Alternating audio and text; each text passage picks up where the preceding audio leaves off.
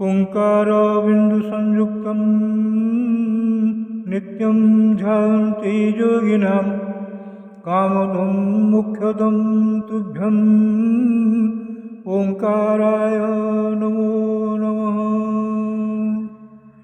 गुरुब्रह्मा गुरुर्विष्णु गुरुदेव महेश्वर गुरु साक्षात् परं ब्रह्म तस्मै श्री गुरवे नमः। अज्ञानतिमिरान्धस्य ज्ञानाञ्जनशलाकया चक्षुरुन्मीलितं येन तस्मै श्रीगुरवे नमः। अखण्डमण्डलाकारं व्याप्तं येन चराचरं तत्पदं दर्शितं येन तस्मै श्रीगुरवे नमः। ध्यानमूलं गुरोर्मूर्तिः पूजामूलं गुरोर्पदम् मंत्रमूलं गुरोर्वाक्यं मोक्षमूलं गुरोर्कृपा। ब्रह्मानन्दं परमसुखदं केवलं ज्ञानमूर्ति द्वन्द्वातीतं गगनसदृशं तत्त्वमस्यादिलक्ष्यम् एकं नित्यं विमलमचलं सर्वधी साक्षीभूतं भावातीतं त्रिगुणरहितं सद्गुरुं तं नमामि। मन्नाथ श्री जगन्नाथ मद्गुरु श्री जगद्गुरु मदात्मा सर्वभूतात्मा तस्मै श्री गुरवे नमः।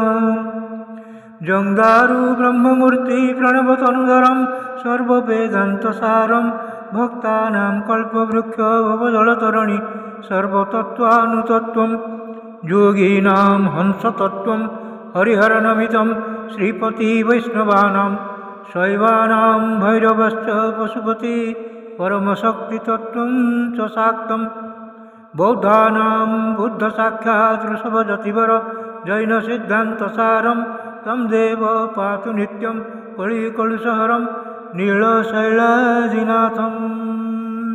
अथ श्रीमद्भागवत महापुराण षष्ठस्कन्ध त्रयोदशोऽध्यायः। इंद्रंक उपरे ब्रह्महत्यार आक्रमण। नारायणं नमस्कृत्यं नरं चैव नरोत्तमं देवीं सरस्वतीं व्यासं ततो जयमुदीरयेत्। मूकं करोति वाचालं पङ्गुं लङ्घयते गिरिं यत्कृपातमहं वन्दे परमानन्दमाधवम्।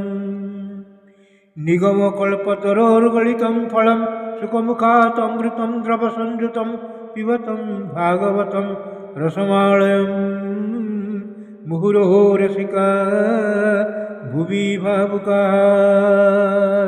श्रीशुक उवाच वृत्रे हते त्रयो लोका विनाशक्रेण भूरिदः सपालाह्य भवन सद्यो विज्जोरा निर्वृतेन्द्रियाः।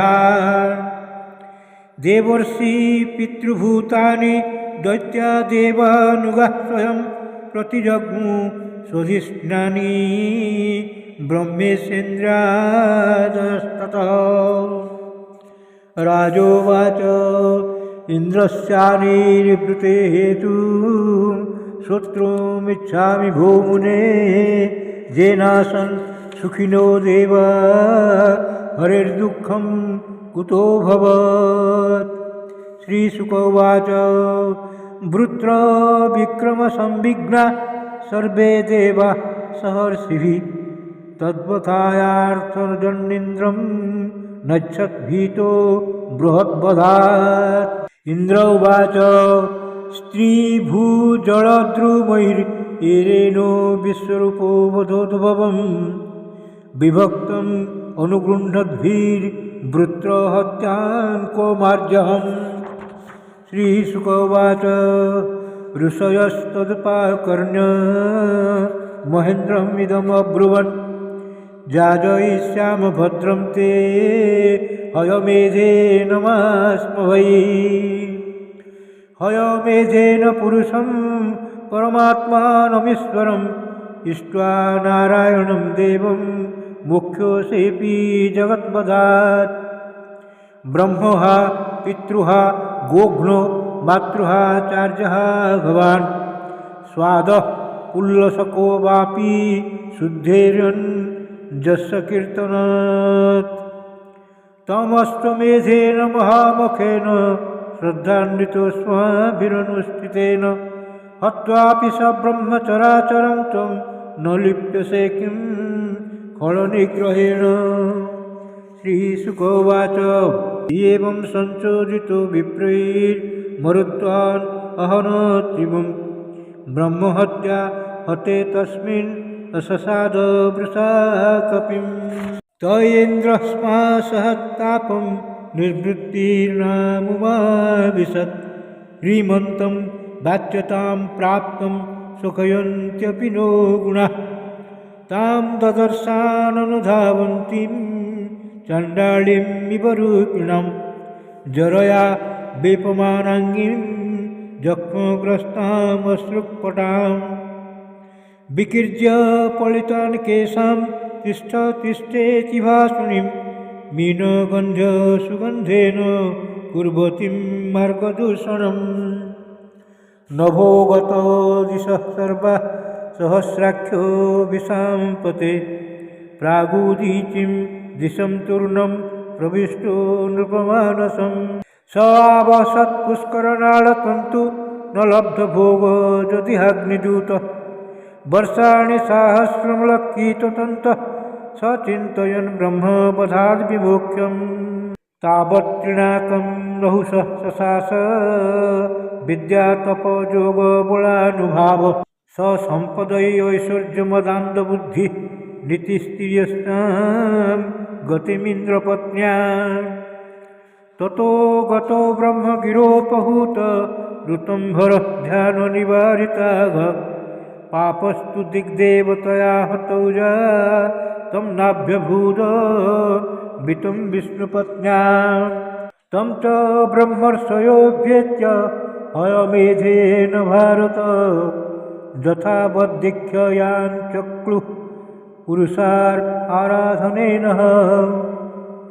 अथेज्यमाने पुरुषे सर्वदेवमयात्मनि अश्वमेधे महेन्द्रेण वितते ब्रह्मवादिभिः स वै त्वष्ट्रवधो भूयान् अपि पापचयो नृप नितस्ते नैव शून्याय निहार इव भानुना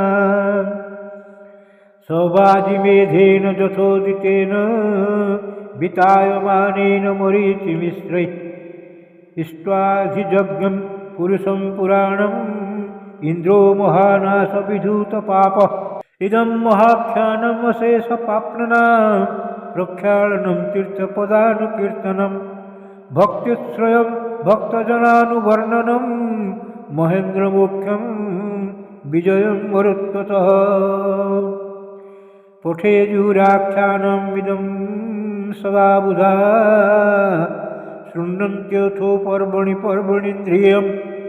धन्यं जशसं निखिलागमोचनं रिपुञ्जयं स्वस्त्ययनं तथायुषम् इति श्रीमद्भागवते महापुराणे पारमहंस्यां संहितायां षष्ठस्कन्धे इन्द्रविजयो नाम त्रयोदशोऽध्यायः।